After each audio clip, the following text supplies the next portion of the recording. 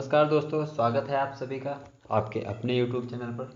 जैसा कि आपको दिखाई दे रहा होगा, UP triple S C PET examination, आज इस एग्ज़ाम के बारे में चर्चा करने वाले हैं हम, जो 24 तारीख को हुआ है। ठीक है, कैसा रहा एग्ज़ाम, कितने नंबर आ रहे हैं आपके, कितने अटेम्प्ट किए आपने, कितने सही किए, कितने गलत किए, इन सभी के बारे में हम डिटेल में जानेंगे इस वीडियो में। और उसके बाद मैं आपको बताऊँगा कि मेरे कितने नंबर आ रहे हैं, माई PET मार्क्स, यानी हमने भी पेपर दिया है वाला, सेकंड शिफ्ट में था हमारा, तो कितने नंबर बन रहे हैं हमारे, इस पर भी चर्चा करेंगे। तो चलिए पहले देखते हैं सेकंड शिफ्ट का जो मेरा पेपर हुआ था। मेन टारगेट इसमें यही रहेगा कि मैं आपको अपने नंबर बता रहा हूँ कि कितने नंबर मैंने स्कोर किया है इस एग्ज़ाम में। ठीक है, इसे आप भी अगर सेकंड शिफ्ट में आपने पेपर दिया है तो आप अपने प्रश्नों को जांच सकते हैं, चेक कर सकते हैं कि आपके प्रश्न कौन से सही हुए हैं और कौन से गलत हुए हैं। तो चलिए पहले दिखाते हैं आपको सेकंड शिफ्ट का। मेरी सीरीज़ ए थी, मुझे यानी सीरीज़ ए वाला बुकलेट मिली थी। आपकी जो हो आप देख लीजिएगा, डाउनलोड कर लीजिए, बाकी क्वेश्चंस सेम थे।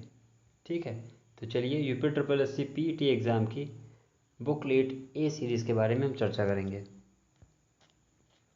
ये देखिए ए सीरीज़ है, ए सीरीज़ मिली थी मुझे।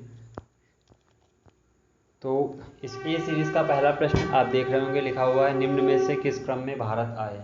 ये हिस्ट्री से प्रश्न था। ये जो यूरोपीय यात्री थे हमारे यहाँ आए और हमारे यहाँ होने वाली घटनाओं का विवरण किया उन्होंने, उनके बारे में प्रश्न था कि ये किस क्रम में आए, यानी पहले कौन आया, फिर उसके बाद कौन आया, फिर उसके बाद कौन आया। तो आपको बता दें इस पहले प्रश्न का उत्तर ऑप्शन सी था, यानी कि सबसे पहले फाहियान आए थे, उसके बाद आए थे ह्वेनसांग और उसके लास्ट में आए थे टॉमस रो। तो इस प्रश्न का सही उत्तर था ऑप्शन सी। अगला प्रश्न था सिराजुद्दौला किस युद्धों में अंग्रेज़ों से पराजित हुआ था। तो इसमें ऑप्शन आप देख रहे होंगे, बक्सर, प्लासी, वांडीवास या इनमें से कोई नहीं। तो इस प्रश्न का सही उत्तर था प्लासी। प्लासी के युद्ध में सिराजुद्दौला का युद्ध हुआ था अंग्रेज़ों से, जिसमें अंग्रेज़ों ने सिराजुद्दौला को करारी शिकस्त दी थी, यानी इस प्रश्न का सही उत्तर था ऑप्शन बी। अगला प्रश्न, इनमें से कौन हड़प नीति का कट्टर समर्थक था। तो ऑप्शन देख रहे हैं आप, Lord Wellesley, Lord Dalhousie, Minto, Hastings. तो आपको पता है लॉर्ड डलहौजी की ये नीति थी राज्य हड़प नीति, जिसके तहत रानी लक्ष्मीबाई का राज्य हड़प लिया गया था और भी कई सारे ऐसे केसेस हुए थे। तो इस प्रश्न का सही उत्तर था लॉर्ड डलहौजी।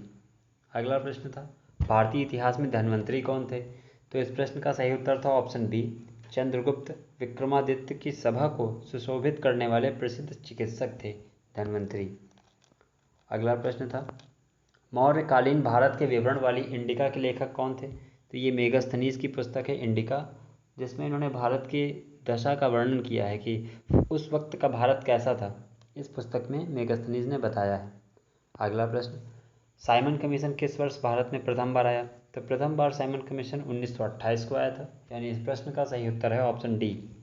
अगला प्रश्न, भारतीय राष्ट्रीय कांग्रेस द्वारा किस अधिवेशन में ऐतिहासिक पूर्ण स्वराज्य यानी पूर्ण स्वतंत्रता का प्रस्ताव पारित किया गया था।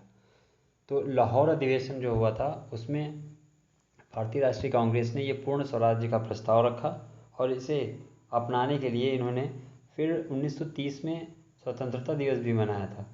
ठीक है, तो ये इसका प्रश्न का सही उत्तर था ऑप्शन बी, लाहौर। अगला प्रश्न है निम्न का मिलान करें। तो Indian national army Subhash Chandra Bose की थी। गदर पार्टी की बात करें तो लाला हरदयाल थे इसके। मित्र मेला वी डी सावरकर की थी और home rule league Annie Besant. यानी इस प्रश्न का सही क्रम अगर आप देखें तो 2 1 3 4। ऑप्शन कौन सा है, ऑप्शन बी 2 1 3 4, यानी 8 का सही है बी। अगला प्रश्न है निम्न में से किसने महात्मा गांधी के खिलाफत आंदोलन से जोड़ने का विरोध किया था। तो अबुल कलाम आज़ाद अबुल कलाम आज़ाद ने इनका समर्थन नहीं किया था खिलाफत आंदोलन में। तो इस प्रश्न का सही उत्तर है ऑप्शन डी। अगला प्रश्न है इनमें से कौन सा क्रांतिकारी संगठन काकोरी षड्यंत्र केस में शामिल था। इस प्रश्न का सही उत्तर है HRA, यानी हिंदुस्तान रिपब्लिकन एसोसिएशन, जो आगे चलकर HSRA के नाम से प्रसिद्ध हुई, यानी 10वें का है डी। अगला है नागार्जुन सागर बांध किस नदी पर है। तो ये कृष्णा नदी पर बना है। माउंट एवरेस्ट पर प्रथम बार चढ़ाई किस वर्ष की गई। तो 1953 में पहली बार चढ़ाई की गई थी माउंट एवरेस्ट पर। अगला है भरतपुर में स्थित पक्षी अभ्यारण्य राष्ट्रीय उद्यान का क्या नाम है।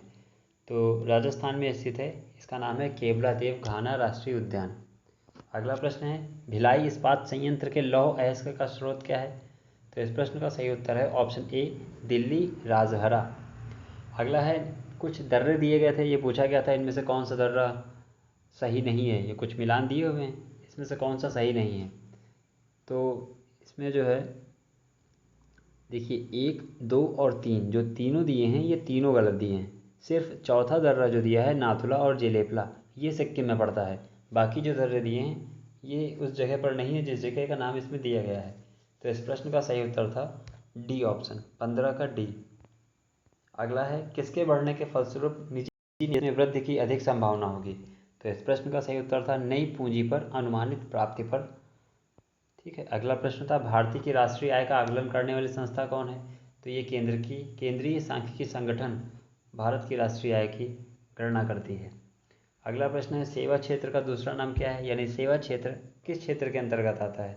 तो इस प्रश्न का सही उत्तर था ऑप्शन ए, तृतीयक। अगला प्रश्न, भारत में श्वेत क्रांति के जनक के रूप में कौन जाना जाता है? तो डॉक्टर वर्गीस कुरियन काफ़ी फेमस है। अगला प्रश्न है, भारत में आर्थिक सुधार 1991 के दौरान प्रधानमंत्री कौन थे? तो इस वक्त के प्रधानमंत्री थे पीवी नरसिम्हा राव। अगला था, भारत के संविधान में इनमें से कौन सा राज्य सूची में सम्मिलित नहीं है? तो राज्य सूची के विषयों की बात करें तो पुलिस, कानून और व्यवस्था और जेल, ये सब राज्य सूची के अंतर्गत आते हैं। क्या नहीं आता है? दंड प्रक्रिया संहिता। तो इस प्रश्न का सही उत्तर था ऑप्शन डी, दंड प्रक्रिया संहिता। निम्न में से क्या भारतीय संविधान की मुख्य विशेषता नहीं है? तो इस प्रश्न का सही उत्तर था बी, प्रतिबद्ध न्यायतंत्र। निम्न में से क्या भारतीय नागरिकों को आर्थिक न्याय प्रदान करता है? तो राज्य के नीति निर्देशक सिद्धांत जो हैं एक भारतीय नागरिक को आर्थिक न्याय प्रदान करते हैं। संविधान का कौन सा अनुच्छेद राज्य सरकारों को ग्राम पंचायतों के आयोजन के लिए निर्देशित करता है? तो अनुच्छेद 40 के अंतर्गत ये निर्देश दिए जाते हैं राज्य को कि वो अपने ग्राम पंचायतों का आयोजन करें। अगला है, त्रिस्तरीय पंचायती राज व्यवस्था का विचार किसने रखा था? तो ये बलवंत राय मेहता कमेटी थी, इन्होंने विचार रखा था। बिजली का प्रवाह सर्किट में कब होता है? देखिए इसका सही उत्तर तो मुझे नहीं मिल पाया। अभी एक जगह हमने चेक किया तो स्विच बंद होने पर था, एक जगह था स्विच चालू होने पर। तो इस प्रश्न का उत्तर अभी आयोग क्या देता है ये हमें देखना होगा। जैसे ही आयोग की आंसर की आती है उसमें आपको पता चल जाएगा कि इस प्रश्न का उत्तर क्या रहने वाला है। हमने वैसे इसमें लगाया था ऑप्शन सी, स्विच बंद या चालू होने पर। अब देखते हैं ये सही होता है या गलत। अगला है, प्रतिरोध की एसआई इकाई क्या है? तो ओम है।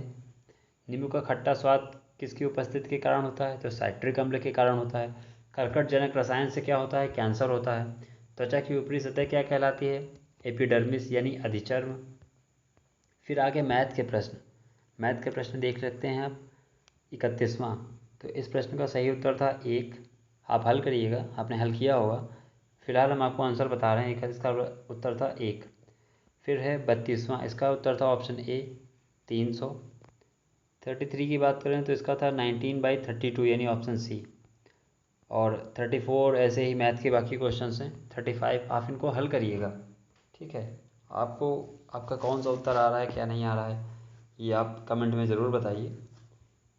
हिंदी की बात करें तो तीक्ष्ण का विलोम क्या होता है? तो कुंठित था। गजबदन का पर्यायवाची की बात करें तो गणपति था। कांटों से भरा हुआ, ठीक है। और इस प्रश्न का उत्तर देखिए हमने तो कंटक लगाया था, हमें लगता है हमारा गलत हो गया है। अब इसका क्या उत्तर होगा आयोग का उत्तर आने पर ही पता चलेगा। दूध का दूध और पानी का पानी करना, ये हो गया उचित निर्णय करना। शुद्ध वर्तनी इसमें ऑप्शन सी थी, बहिष्कार। ये है देखिए पैराग्राफ के आंसर जो है देखिए सबके डिफ़र करेंगे। हमने क्या लगाया है, जैसे कि इसमें कई प्रश्न थे जो आप कंफर्म बता सकते हैं कि हाँ सही है या नहीं। जैसे 42 का सी, a cold breeze blew past his face. 41 में हम कंफर्म नहीं है, वैसे हमने तो इसमें लगाया था ऑप्शन सी। अभी देखिए कौन सा सही होता है। 43 की बात करें तो which one of the following did the author do first? तो इसमें क्लाइंबिंग इनटू बेड हमने लगाया है। सिनोनिम की बात करें तो प्राइड का सिनोनिम डिग्निटी था और कीन का एंटोनिम डल लगाया था मैंने। रीजनिंग जैसे कुत्ता के काटने से रेबीज़ होता है, वैसे मच्छर से मलेरिया होता है। ऑप्शन इसका सही था सी। 47 की बात करें तो इसका सही उत्तर था सूरवीर, क्योंकि बाकी सभी पुजारी हैं। 48 की बात करें तो ऑप्शन बी सही था इसमें। 49 में इसका उत्तर आ रहा था बहन, ब्लड रिलेशन में ये बहन आ रहा था इसका उत्तर। 50 की बात करें, 18 फरवरी 2005 को शुक्रवार था, तो 2007 को कौन सा दिन होगा? 18 फरवरी को ही। देखिए इसमें लीप ईयर तो बीच में आया नहीं है, तो हर वर्ष के साथ एक दिन बढ़ता है, यानी 2005 को अगर शुक्रवार है तो 2006 में शनिवार होगा और साथ में रविवार, यानी इसका सही उत्तर है ऑप्शन ए। फिर है, भारत के उस प्रथम राज्य का नाम क्या है जिसने अपने सभी निवासियों को स्वास्थ्य बीमा प्रदान किया है? तो इसका राजस्थान है उत्तर। अगला, आरबीआई ने 22 जुलाई 2021 से किस भुगतान तंत्र को नए कार्ड जारी करने का प्रतिबंध लगा दिया है? तो मास्टर कार्ड है इसका सही उत्तर। योग के बारे में जागरूकता बढ़ाने के लिए उद्देश्य से किसके द्वारा मोबाइल ऐप नमस्ते योग, तो ये आयुष मंत्रालय द्वारा लॉन्च किया गया था नमस्ते योग ऐप। देखिए टोक्यो पैरालंपिक्स से भी आ गया, टोक्यो ओलंपिक्स से तो प्रश्न नहीं था, लेकिन टोक्यो पैरालंपिक्स जो 2021 है उससे प्रश्न आया था कि भारतीय दल के ध्वजवाहक कौन है?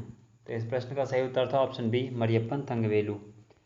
अगला है, 2021-22 के दूसरे क्वार्टर के लिए सुकन्या समृद्धि खाते की ब्याज दर क्या है? देखिए इसमें हमें डाउट था ऑप्शन ए और ऑप्शन सी में, हमने तो वैसे सी लगाया है, अब देखिए कौन सा सही होता है, मेरे हिसाब से कहो ए हो। अगला है, भारतीय सेना ने कश्मीर में अपनी एक फायरिंग रेंज का नाम बॉलीवुड अभिनेत्री के नाम पर रखा है, तो ये है विद्या बालन, विद्या बालन के नाम पर रखा है, यानी ऑप्शन डी सही है। पासपोर्ट इंडेक्स की बात करें तो फर्स्ट कौन है यहाँ पर? जापान है। तमिलनाडु विधानसभा में 2021 का चुनाव किस राजनीतिक दल ने जीता है? तो डीएमके ने जीता है। वैश्विक शांति सूचकांक पूछा गया था, इसमें आइसलैंड टॉप पर है। मुख्यमंत्री दलित सशक्तिकरण योजना तेलंगाना में लागू करी गई है। थंडर ड्रैगन के नाम से जाना जाता है भूटान। रियाद सऊदी अरब की राजधानी है। क्षेत्रफल की दृष्टि से गोवा है सबसे छोटा। राज्यसभा में सदस्यों का कार्यकाल 6 वर्ष का होता है। संयुक्त राष्ट्र दिवस 24 अक्टूबर को मनाया जाता है। अंतर्राष्ट्रीय न्यायालय द हेग में है। खजुराहो मूर्तिकलाएँ मध्य प्रदेश में है। प्रसिद्ध नव काले बारा उत्सव उड़ीसा में मनाया जाता है। हरित गृह गैस कौन सी नहीं है? तो इसमें नाइट्रोजन नहीं है। अर्जुन पुरस्कार खेल के क्षेत्र में उत्कृष्ट प्रदर्शन के लिए दिए जाते हैं। फिर आ गया गद्यांश। देखिए गद्यांश था, गद्यांश के प्रश्न काफ़ी सरल आए थे, ये हमने सभी किए हैं। फिर उसके बाद आया था डीआई,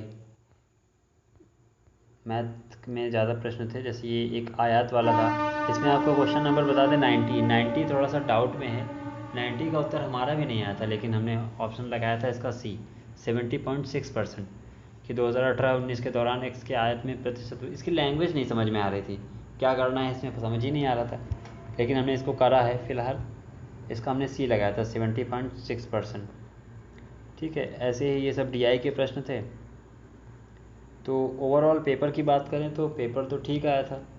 फर्स्ट शिफ्ट का पेपर थोड़ा सा टाइट था, लेकिन ये सेकंड शिफ्ट का पेपर थोड़ा सा सरल था। अब हम बात करें कि अटेम्प्ट कितने किए। देखिए टोटल 100 क्वेश्चन थे, जिसमें से हमने 100 ही अटेम्प्ट किए हैं, टोटल अटेम्प्ट किए हैं, यानी जितने प्रश्न थे उतने ही उत्तर हमने दिए हैं। अभी हमने अपने नंबर चेक करे हैं कि कितना नंबर हमारा बन रहा है। तो 100 में जो हमने चेक करा तो हमारे 24 प्रश्न गलत निकले हैं, यानी कि 100 से 24 कम हो जाएंगे तो बचे 76। तो उस हिसाब से 76 नंबर होने चाहिए हमारे, लेकिन इसमें माइनस मार्किंग भी थी 1/4 की, यानी कि अगर आपके 4 प्रश्न गलत होते हैं तो आपका एक सही उत्तर काट दिया जाता है। तो यहाँ पर हमारे गलत कितने हुए? 24। तो 24 को 4 से जब भाग करेंगे तो आएगा 6, यानी कि इस 76 से मेरे 6 नंबर और कम हो जाएंगे, तो कितने बचे? 70। यानी कुल मिला के अगर बात करें तो मेरे नंबर बन रहे हैं 100 में 70। ये कन्फर्म नंबर है, 70 से एक नंबर कम नहीं हो सकता, बढ़ ही जाएगा। बढ़ क्यों जाएगा? क्योंकि नॉर्मलाइजेशन होना है, क्या पता किसी के कितने नंबर बढ़ जाएं पेपर के लेवल के हिसाब से। जब देखिए जब पेपर 2-3 शिफ्टों में होता है तो पेपर का क्या पैटर्न रहने वाला है, पेपर कठिन आता है, कोई कोई सरल आता है, तो इसीलिए नॉर्मलाइजेशन किया जाता है कि किसी बच्चे का नुकसान ना हो। और नॉर्मलाइजेशन की बात करें तो हर पेपर में बच्चे के मार्क्स बढ़ते ही बढ़ते हैं। तो अभी तो फ़िलहाल मेरे 70 बन रहे हैं, अगर नॉर्मलाइजेशन में 1-2 नंबर बढ़ भी जाते हैं तो फ़ायदा ही मिलेगा हमें, कोई दिक्कत नहीं है। ठीक है, बाकी बात करें कट ऑफ की, तो कितना कट ऑफ जाएगा, कितने नंबर होने चाहिए आप सेफ में समझें। देखिए ये उत्तर प्रदेश का एग्ज़ाम है, पहली बात यूपी में है चुनाव 2022 में, और अगर इनको वोट चाहिए तो इन्हें ये वाली वैकेंसी पूरी करनी होगी। अच्छा, वोट कब मिलेगा? वोट तब मिलेगा जब ये ज़्यादा से ज़्यादा बच्चों का सिलेक्शन करेंगे। देखिए, करीब 20 से 22 लाख फॉर्म पड़ा है अनुमानित इस पीईटी में, क्योंकि इसकी एलिजिबिलिटी जो है काफ़ी बेहतरीन थी, तो बच्चों ने काफ़ी फॉर्म भरे हैं इसके। ठीक है, तो 20-22 लाख में वैकेंसी कितनी आने वाली है? देखिए, ये सब आप अगर आप पीईटी पास करते हैं तो आप लेखपाल, ग्राम विकास अधिकारी और जूनियर असिस्टेंट का एग्ज़ाम दे सकते हैं। अगर औसतन आप वैकेंसी की बात करें तो 5,000 मान लीजिए कि सभी में 5-5 हज़ार वैकेंसी आती हैं, तो हो गई आपकी 15,000 वैकेंसी। ठीक, अगर ये एक वैकेंसी पर 20 बच्चा लेते हैं तो उस हिसाब से हो गया 15,000 इंटू 20, तो ये हो गया 15 दूनी 30, यानी 3 लाख। इकाई, दहाई, सैकड़ा, हज़ार, 10,000, लाख। 3 लाख बच्चे को तो ये पीईटी पास करेंगे ही करेंगे, ऑप्शन नहीं इनके पास इसके अलावा। और रही अगर चुनाव के उद्देश्य से देखा जाए तो ये ज़्यादा से ज़्यादा बच्चों को पीईटी पास कराएंगे, क्योंकि पीईटी पास कराकर कोई नौकरी तो देना नहीं है कि नौकरी मिल जाएगी, इसके बाद भी एक एग्ज़ाम होना है। तो हमारे हिसाब से अगर आप देखें तो अनुमानित कम से कम ये 8 से 10 लाख बच्चों को पीईटी पास करेंगे। और जब 8 से 10 लाख बच्चों को पास करेंगे, 8 से 10 लाख, तो कट ऑफ इतनी हाई नहीं जाएगी। अगर आप सोच रहे हो कि कट ऑफ 70 से ऊपर जाएगी, 80 से ऊपर जाएगी, तो ऐसा नहीं रहने वाला है। 8 से 10 लाख बच्चे को अगर पास करना है इन्हें, क्योंकि चुनाव है, वोट चाहिए इन्हें, बांध के रखना है बच्चों को, बच्चों की परिवारों को। ठीक है, तो मेरे हिसाब से इसका जो कट ऑफ है वो 55 से लेकर 65 के बीच में रहने वाला है। आप देखिएगा, चाहें 55 से 65 के बीच ही कट ऑफ रहने वाला है इस पीईटी एग्ज़ाम का। अच्छा, पीईटी एग्ज़ाम के बाद क्या होगा? आपने कट ऑफ पार कर लिया, फिर क्या होगा? जैसे देखिए, आप टेट का एग्ज़ाम देते हैं, टेट का एग्ज़ाम सुना होगा। टेट की एक एलिजिबिलिटी है कि आपके 60% नंबर होने चाहिए, यानी 90 नंबर होने चाहिए। 90 नंबर हैं, अगर जनरल कैटेगरी की बात कर रहे हैं तो आप उसके बाद होने वाले एग्ज़ाम दे सकते हैं। वैसे ही पेट का भी ये बेसिक मार्क्स देखिएगा 55 से 65 के बीच ही रखेंगे। इसकी अगर आपके 55 से 65 के बीच नंबर हैं, जैसे कट ऑफ, अगर इनका कट ऑफ जाता है 55 नंबर, समझ लीजिए 55, तो अगर आपके 56 नंबर हैं या 55 नंबर हैं तो आप पीईटी पास हैं, यानी कि आप आने वाली वैकेंसी जैसे लेखपाल, ग्राम विकास अधिकारी और जूनियर असिस्टेंट का फॉर्म भर सकते हैं और उनका पेपर दे सकते हैं। ठीक, बस सिर्फ ये एक आपकी एलिजिबिलिटी तय करता है, आपकी योग्यता तय करता है कि आप अगला एग्ज़ाम का जो स्टेप है, लेखपाल का, ग्राम विकास अधिकारी का, जूनियर असिस्टेंट का, आप उस स्टेप में कामयाब हो सकें। अच्छा, हमने आपको बताया कि 8 से 10 लाख बच्चा क्यों पास करेंगे वो पीईटी में, कारण है। देखिए, अगर 8 से 10 लाख नहीं पास करेंगे तो इसके बाद लेखपाल होगा, लेखपाल में 5,000 वैकेंसी निकालेंगे। जब 5,000 वैकेंसी निकालेंगे, यानी कि 8 से 10 लाख बच्चा एलिजिबल है पेपर देने के लिए, तब तो ये जाके कंपटीशन करा पाएंगे। और मेन बात, सबसे बड़ी बात, यूपी में एग्ज़ाम मतलब चुनाव होंगे तभी एग्ज़ाम होंगे। तो इस बात को ध्यान रखते हुए ये कट ऑफ आप समझ लीजिए 55 से 65 के बीच ही रहने वाला है। तो अगर आपके इतने नंबर आ रहे हैं 55 से 65 के बीच, तो आप बिल्कुल लेखपाल की तैयारी में जुट जाइए। इस बार आपको नौकरी लेना है, वो सारे सपने पूरे करने हैं जो आपने देखे हैं। ठीक है, बाकी हमने आपको अपना कट ऑफ बताया कि मैंने कितने करे हैं। 70 नंबर आ रहे हैं मेरे, 70 नंबर आ रहे हैं कन्फर्म, इससे ज़्यादा ही होंगे, कम नहीं होंगे। तो उस हिसाब से देखें तो हम प्लस पॉइंट है मेरे पास, हम मेरा अगर आप रिज़ल्ट देखें तो पॉजिटिव दिखाई दे रहा है, यानी कि मुझे अब तैयारी कर लेनी चाहिए। तो बिल्कुल मैं अब तैयारी करना शुरू कर रहा हूँ, एक दिन का आराम हो गया, बहुत है। ठीक है, चलिए फिर से हम सब लोग लेखपाल की तैयारी में जुट जाते हैं। एक इस वीडियो को अगर छोटे से में मर्ज करें तो इस वीडियो को बनाने का उद्देश्य सिर्फ इतना था कि अगर आपके 55 नंबर से ऊपर आ रहे हैं तो आप लेखपाल की तैयारी में जुट जाइए, क्योंकि वैकेंसी जो आएगी इस बार उसको पूरी करवा के ही मानेंगे ये। ठीक है, क्योंकि चुनाव है, वोट चाहिए इन्हें। तो अगर आपके 55 से ऊपर नंबर हैं तो आप तैयारी में जुट जाइए। आप कहीं से भी पढ़ रहे हों वहाँ से पढ़िए, बाकी मैथ्स की क्लासेस हमारे चैनल पर बराबर चल रही हैं, आप वहाँ से पढ़ सकते हैं। ठीक है, तो ऑल द बेस्ट आपके आने वाले एग्ज़ाम्स के लिए। बाकी बहुत ही जल्द मैं आपको अपने एनटीपीसी में नंबर कितने बन रहे हैं मेरे, एनटीपीसी की भी आंसर की आ चुकी है, उसमें कितना स्कोर बन रहा है मेरा, उसके बारे में भी चर्चा करेंगे।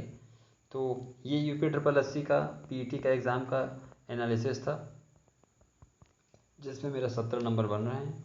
ठीक है, आप अपने अपने नंबर जोड़िए और जोड़कर मुझे कमेंट में बताइए कि आपका कितना स्कोर बन रहा है, जिससे कि हम और आप मिलकर एनालिसिस कर सकें कि क्या मेरिट रहने वाली है। ये मेरे हिसाब से है 55 से 65 के बीच, बाकी आपका स्कोर क्या बन रहा है आप भी कमेंट में करके बताइए।